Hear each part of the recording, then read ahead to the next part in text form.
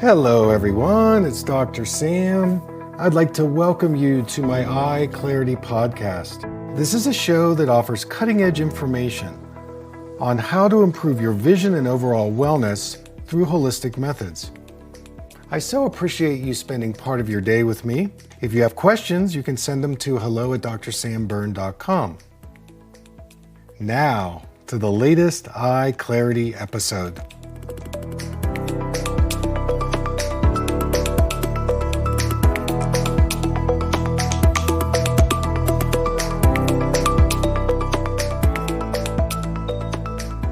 Hey everybody, it's Dr. Sam, and I'd like to welcome you to another EyeClarity Podcast.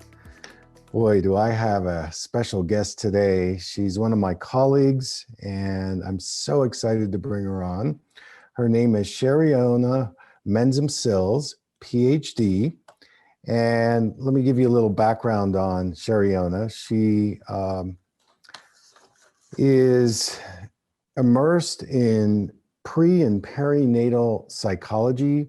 It led her to teaching at Naropa University in Boulder and also the Santa Barbara Graduate Institute. She is a biodynamic craniosacral teacher along with her husband, Franklin Sills. He's one of my heroes. I have his books actually right there, and I refer to his writings quite a bit. Cherionna also has studied with William Emerson, Ray Castellino, and Emily Conrad. We're going to talk about our connection with Continuum. And she's a wonderful teacher, movement and body awareness therapist, dance, movement, psychology. I mean, she's just done so many things. And she's also an author, and she has a new book out. This is why we're bringing her on. And the title of the book is called Spirit into Form, Exploring Embryological Potential and Prenatal Psychology. And I have it right here. I've actually turned a lot of people on to her book. And so she's so generous to come on today. Cherionna, thanks for joining us. And my first question is, why the book? What's behind it? Give us some background. Well, thank you, Sam. First of all, thank you for the lovely introduction. Makes me smile. Sure. And I didn't know you were a fan of Franklin's, so that's really sweet to kind of brings him into the room. And he's certainly an influence in my work and the book. So why did I write this book? It's a big book, 560 pages. It took me 17 years to write this book. I realized that I started taking notes on it about 17 years ago, just before I met Emily Conrad. And I was reading, she hadn't published her book, Life on Land, yet at that point.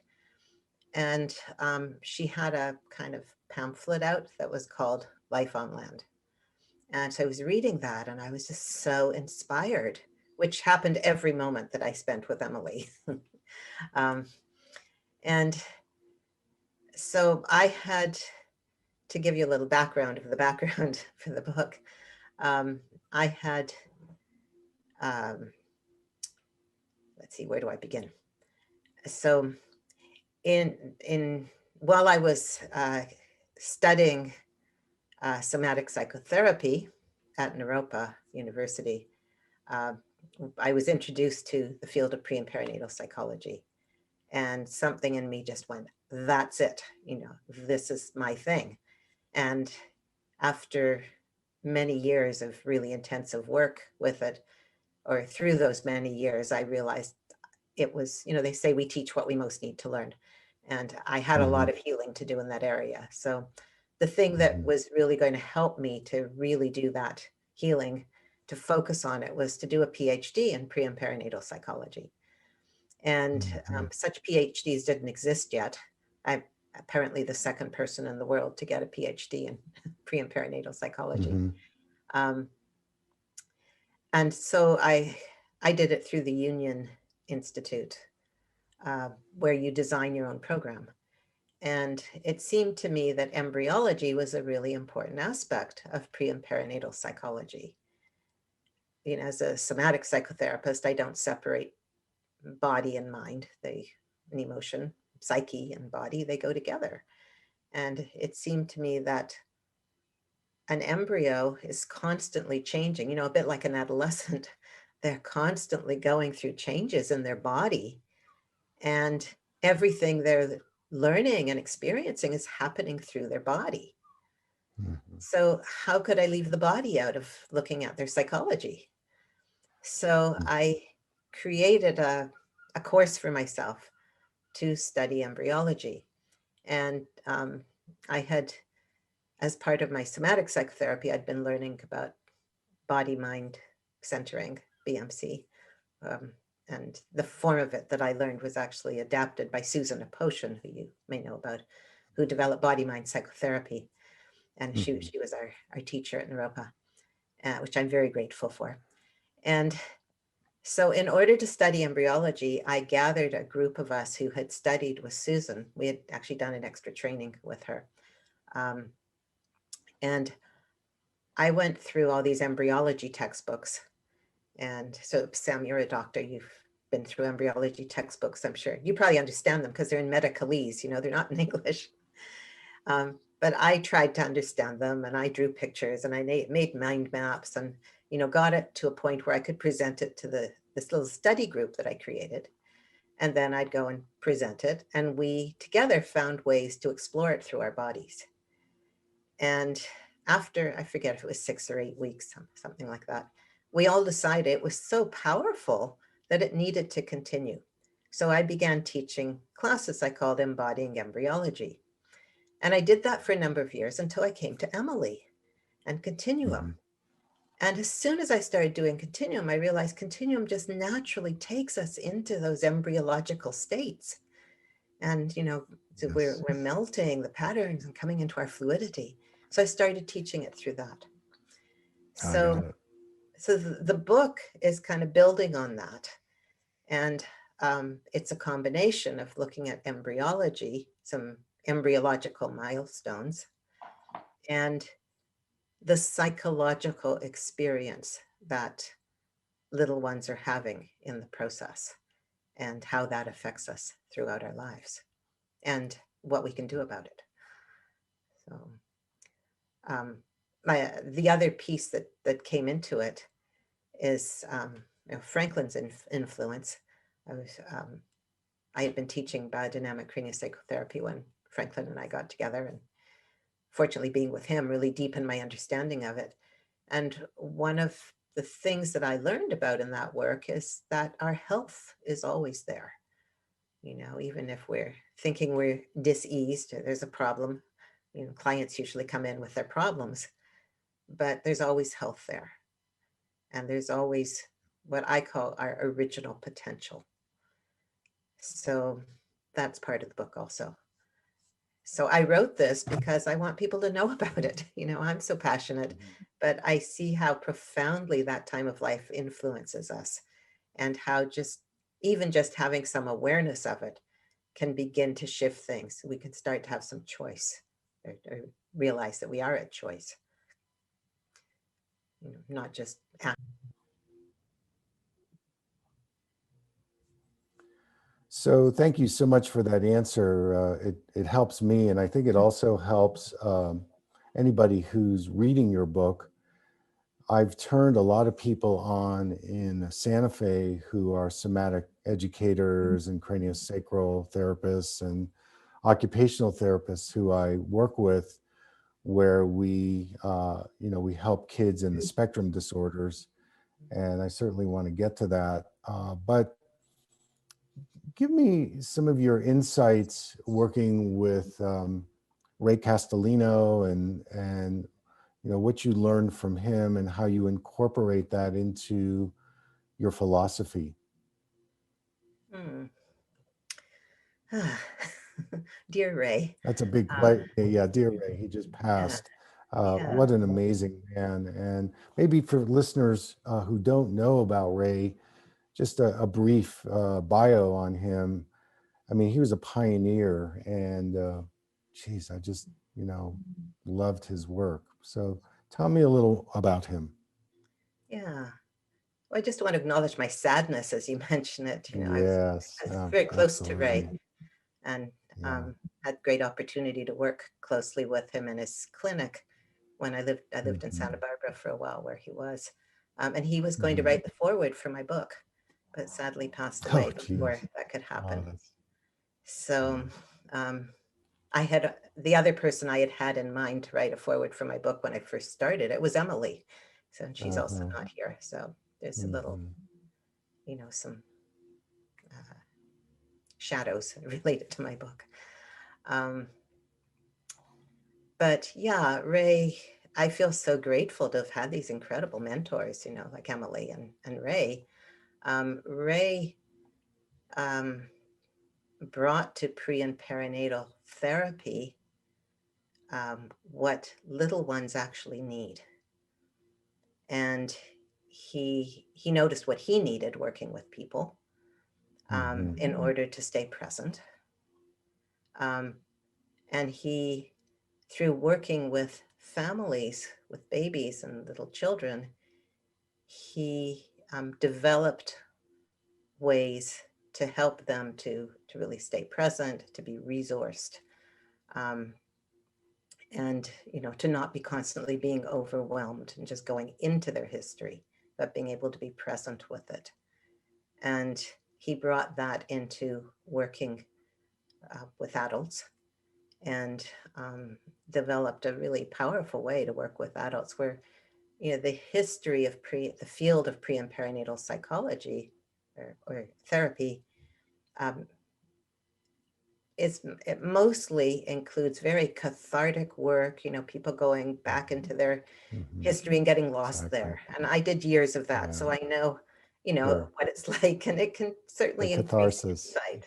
Yeah, it can Yes. increase insight. But what we know from modern trauma work and research is that it can also reinforce old trauma patterns in our nervous systems. And, Exactly.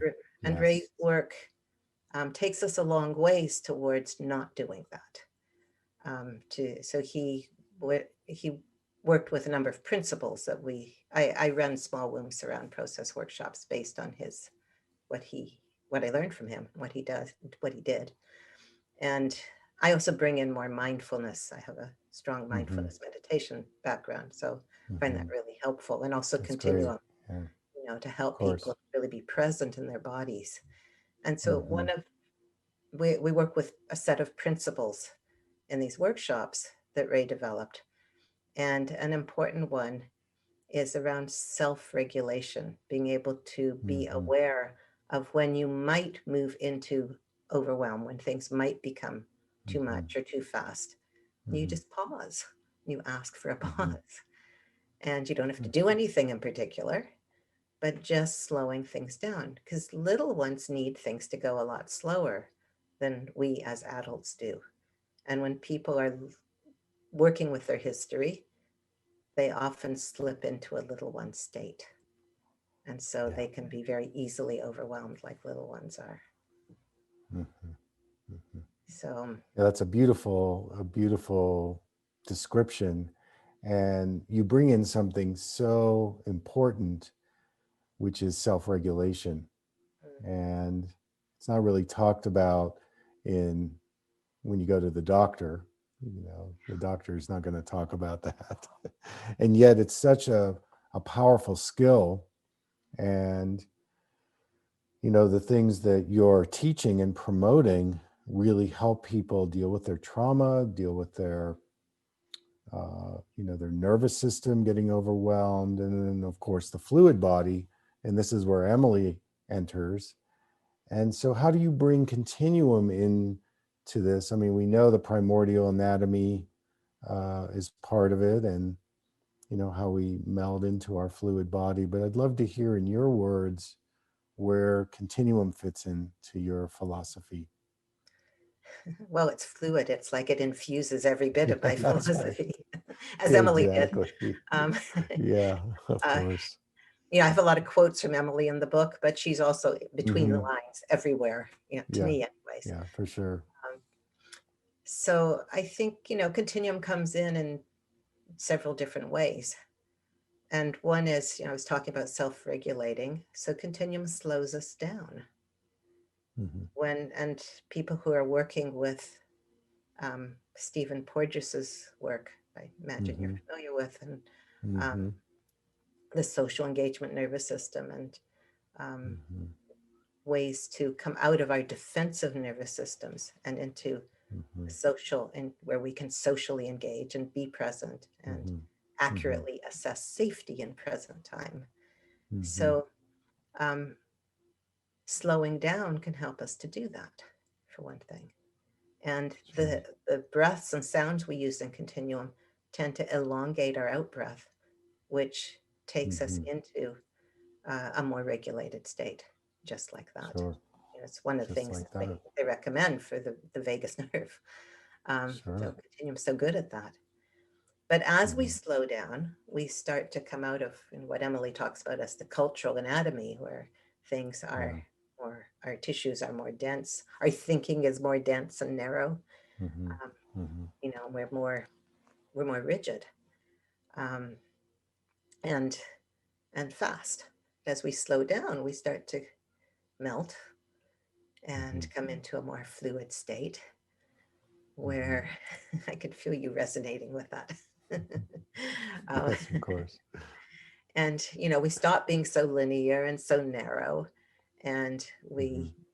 we start spreading and melting and becoming a lot more like an embryo, where there's a sense of Hmm. wholeness and midline or mid space, Hmm. something organizing us. And Hmm. a lot of our patterning, our history can dissolve, Hmm. and we come back to something more essential, which I call our original embryological potential. You think about Hmm. our beginnings as a tiny unicellular organism, and it develops into these complex bodies and psyches. Like, how do we do that? There's a greater intelligence. Emily called it biointelligence. Hmm. In biodynamics, we talk about intelligence with a capital I. I think it's the same thing. Uh-huh. Biodynamics takes us into Yeah. very similar states as continuum. Sure. Yeah. So to me, it's a natural way to enter into, we just naturally enter into that kind of embryonic state. And it Hmm. can be incredibly nourishing. Thank you. We are here with Cherionna Menzam Sills, and she's talking about her new book, Spirit into Form, Exploring Embryological Potential in Prenatal Psychology. And those of you that will hear the podcast or are watching, you can't help but slow down and get into your fluid body. I mean, Shariona is exuding that energy, and I'm just tracking that as well. So it's really such a healing space of the field that we talk about, and everybody that's part of the podcast right now, you're getting that, and that's what I talk about a lot. And people go, huh, what is that? And then they start to get it. So I want to talk about vision a little bit. And there's a question that you and I discussed, and I'd love to get your take on it. And I'm happy to answer it as well. Can prenatal and birth trauma relate to vision issues? And can pre and perinatal therapy or increasing awareness help? So I'd love to get your perspective on it. And yeah, so you have the talking stick. Go for it. Uh,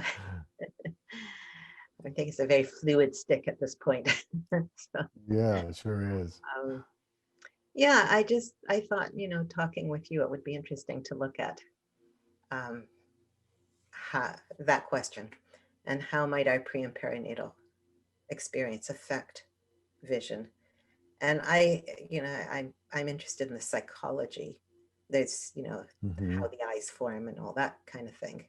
You're probably much more knowledgeable about that than I am, but What I'm really especially interested in is the psychology. So if we have the experience when we're little, even in the womb, of really being seen and received and welcomed, it might be easier for us to see and receive and welcome.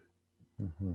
Mm-hmm. But many of us don't have that experience, or we Mm-hmm. don't have it as fully as we need it. Taking a breath with that one. So, if when a pregnancy is discovered, for example, it's confirmed, often even parents that really want a baby have some degree of ambivalence. It's like it happens so quickly. It's like, oh my God, I just want to take, I've had so many clients who are pregnant tell me, I just wanted to take that trip to Asia first, you know, or, do that dream thing first, or, buy the house first, or get married first, or, grow Mm-hmm. up a bit first, whatever it was. Mm-hmm. These babies can take us by surprise. And even if the parents eventually come to a place of celebrating, being really happy to have their baby, that helps. But there's a wound that happens for the little one who, at the time of discovery, is completely dependent on, especially their mother, welcoming them. They're dependent on her for their survival. Mm-hmm. Right? So there's a kind of shutting down that happens. And I've heard and I've encountered people who remember as a little one knowing that their presence, when they were discovered, their presence was discovered, it was going to cause some problems. And so they stayed small, Mm-hmm. they tried to not be Yeah. seen. Sure. And, when we're uh, compressed in, when we're withdrawn, it's hard to see anything that's out there. That's Mm-hmm. part of why we withdraw. All creatures do that. Mm-hmm. When there's Mm-hmm. sense of danger, we withdraw. So it's kind of like having your head in the sand. How can you see if you're withdrawn? You can't Sure. really evaluate the danger or welcome anymore. Mm-hmm. And so my sense is that really early time and other things that can happen along the way, even before birth, um, can affect like how willing or able are we to see what our family is like or what the world we're coming into is like, Mm-hmm. um, how we are welcomed or not welcomed, you know. Um, and we were talking about the social engagement system. Eyes are such an important part of that. So especially at birth, that comes, it's online. That system's online at Yeah. birth. You know, Sure. are we like when I was born? My mother was and I were completely out with Mm-hmm. anesthesia. And it was the 50s, then in order to give the mother some rest, they took the baby away, you know. Mm-hmm. So I didn't get to see anybody really, you know. Sure.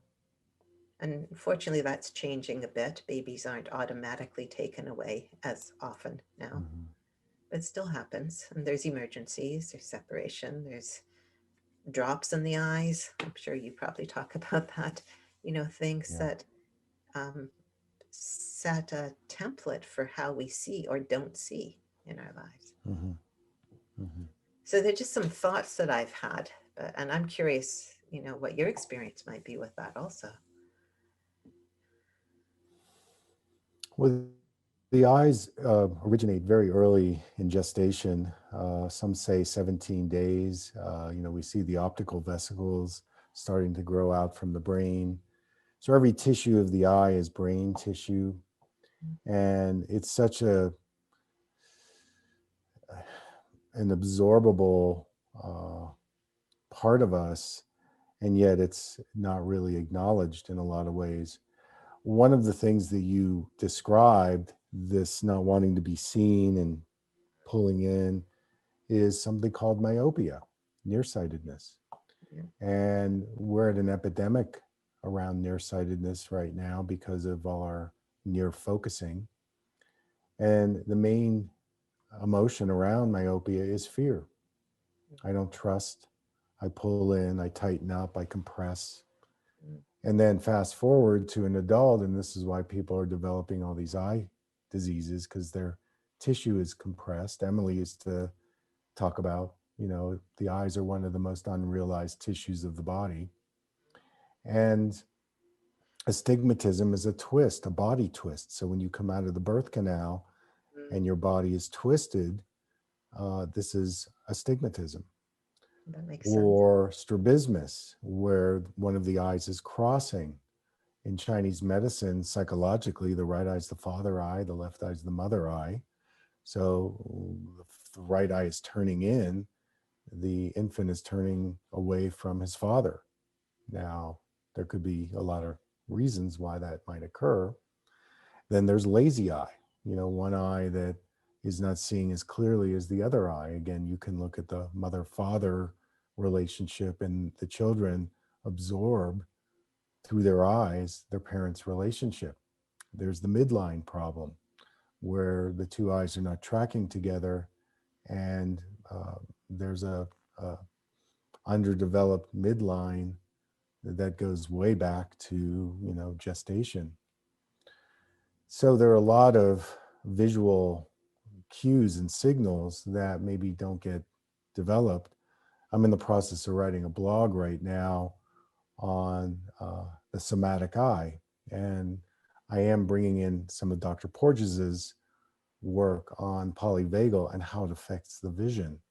Mm, We know it affects the speech language auditory, right? But that vagal experience, what happens with the vision piece? So, um, mm, there's a lot of intersections that you and I have, mm, and which is why I was so excited to read your book. And it just explains so many things for me around the prenatal birth and bonding times, and what you're teaching and what you're presenting, and bringing all these different aspects, bringing the biodynamic craniosacral in. I mean, that's one of my main therapies. I have my massage table right next to my eye exam equipment. And when I do an exam, I also do cranial, and then see how does that affect the nervous system in the eyes, as ah, an brilliant. example. And it's a nice combo. But this particular topic is vast, and maybe we'll need to have you back on. Um, is there anything else you want to convey to our audience about what you're teaching in this field? I know it's so vast, but if you could pick one thing that maybe parents could take away from what your message is, I think we would love to know what your wisdom is. Well, it's tricky to pick one thing.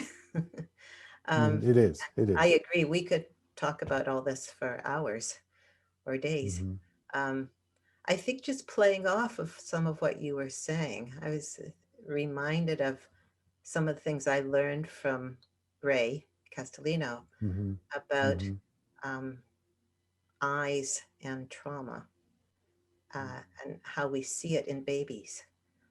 And so, for example, where a baby is is traumatized, they'll have trouble crossing the midline with their vision. So you stand, on one side, they could see you, but if you move over to the other side, they can't follow you. Mm-hmm. Okay, they can't go through Mm-hmm. the midline. Right? Right. Um, and he also used to talk about how babies learn by his word glomming on with their eyes Mm-hmm. to whoever was there. And that Mm-hmm. if you move away, if you shift your attention too quickly, it startles them. Sure. So I'm thinking it can be helpful for parents to be aware of those kinds of things. And, Mm-hmm. the importance of slowing down with Mm-hmm. with children, especially babies, really little ones. Mm-hmm. Um, Mm-hmm. the importance of communicating to them. If you are going to Mm-hmm. shift your attention, I'm just going to shift my attention now, Mm-hmm. or Sure. going to pick you up now. We're going to leave now, whatever it is. So Mm-hmm. they're not startled by whatever is happening Mm-hmm. because they Mm-hmm. don't have the ability to figure it all out. um, Sure. and also, they don't have the ability to differentiate like we do. So Mm-hmm. I can differentiate between what I'm feeling and what you're saying. This is me, that's you. Hopefully, I can do that. um, and I can differentiate between, I was talking about what happened at my birth, but I'm here now. I'm not anesthetized now. I can be present here now. And I'm here with the wonderful Dr. Sam Berne, now, right? Was it June 30th, 2021, right? So I can differentiate. And that can be incredibly helpful for us to do with ourselves because any of us can slip back into a little one state and get lost. We can remind ourselves. It's like, oh yeah, I'm such and such age, and here I am. Look around, like I'm safe. This is I'm okay here, right? And parents can also do that with their children. You know, when I work with babies, they immediately want to tell the story of their birth. It's a big event, even if it Yeah. wasn't traumatic. Right. Like, don't Of you want to course. tell Yeah. somebody when you've had a big event happen? Sure. Uh, Yeah. It's so but exciting. they, but they can easily get lost in it because they can't Sure. differentiate. Mm-hmm. So, if things come up, I can say to them, yeah, that's how it was back then. You were really Mm-hmm. upset, scared, angry, whatever it was back Mm-hmm. then. Mm-hmm. And yeah, mommy's here now. You're safe Mm-hmm. now, Mm-hmm. right? And you don't have to tell the whole story right now so Right. that, they can start to slow down and be regulated. They need us to help them regulate. Sure. So if I Yeah. can put in a nutshell, that I think That's really, yeah. Yeah, that's really essential, I think. And I appreciate you sharing that because it's so important, transitions, making a change from one to the next and not being shocked into it. And I think we all need to keep practicing that. I mean, I know I do, and how easy it is to just get so involved in your own story, and that's it. And yet, wait, we're in the here and now. So, and I've experienced that also. So, what you're teaching, I can validate that because that's exactly what your work is about, as many, many facets. So we're coming down to the end, and two things. What events and workshops do you have coming up, and how can people connect with you? Mm. Yeah, we're moving into a transition. Yes, we are. So we're birthing out of this event into whatever's Yes, next in our lives. exactly. But it isn't our original birth. We're okay. We're okay. So I have lots of things coming up. Like I mentioned, I facilitate small womb surround process workshops. And Great. um, so I actually limit those to 4 people plus an assistant, Mm-hmm. but really Mm-hmm. intimate, safe. And I've been Mm-hmm. doing those online. Um, Oh, great. it's a Mm-hmm. pandemic, and it's amazing how well they work online. Some people Oh, feel they I'm actually sure. work better online because people are at home Mm-hmm. and they feel resourced, and you know Yeah, doesn't cost as wonderful. much travel and all Yeah, that. exactly. They Yeah, like that. time away. Mm-hmm. I've just set up a course I'm really excited about, um, which is called um, Spirit into Form, Being with the Book. Mm. Being with So the book. yeah, Okay.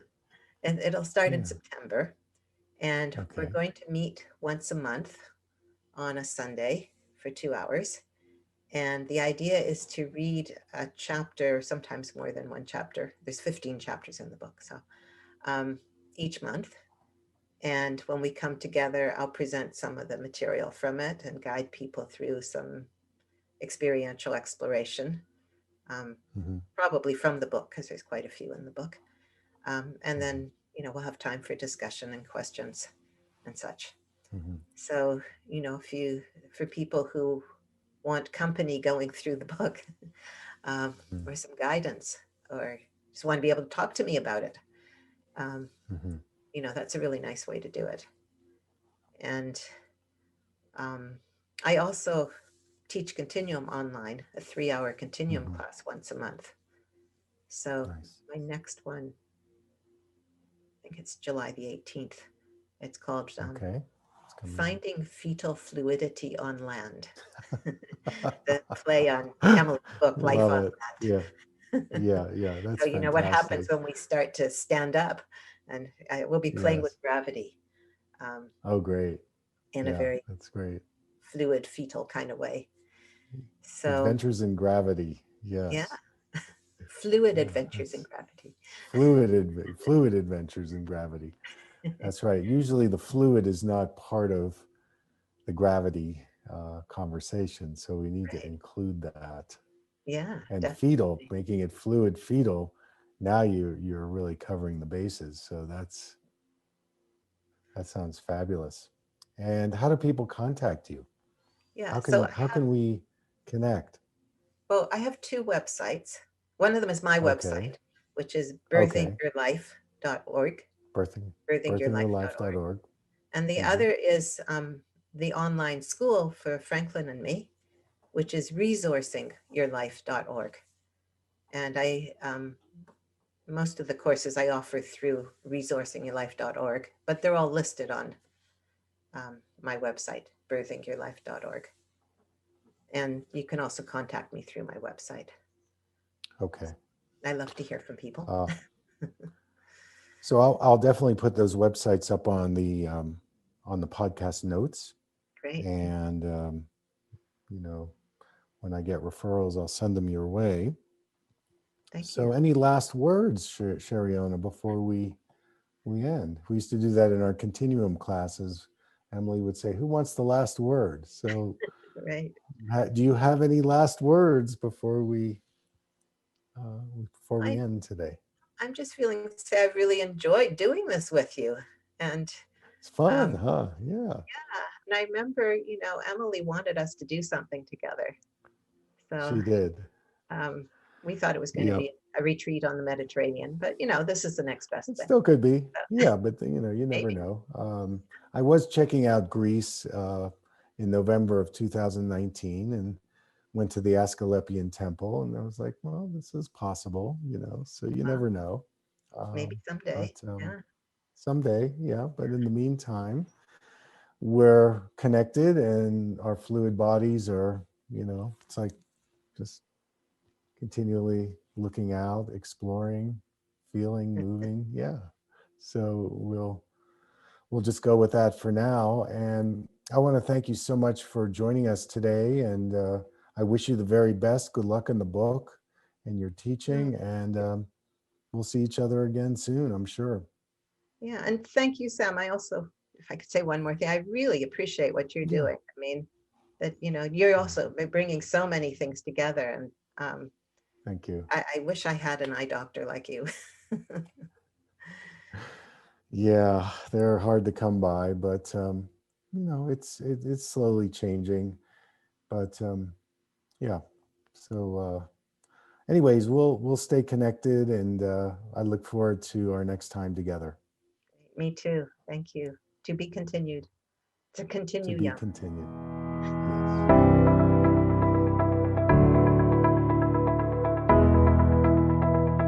Thank you for listening. I hope you learned something from the EyeClarity Podcast show today. If you enjoyed the episode, make sure to subscribe on iTunes or Spotify and leave a review. See you here next time.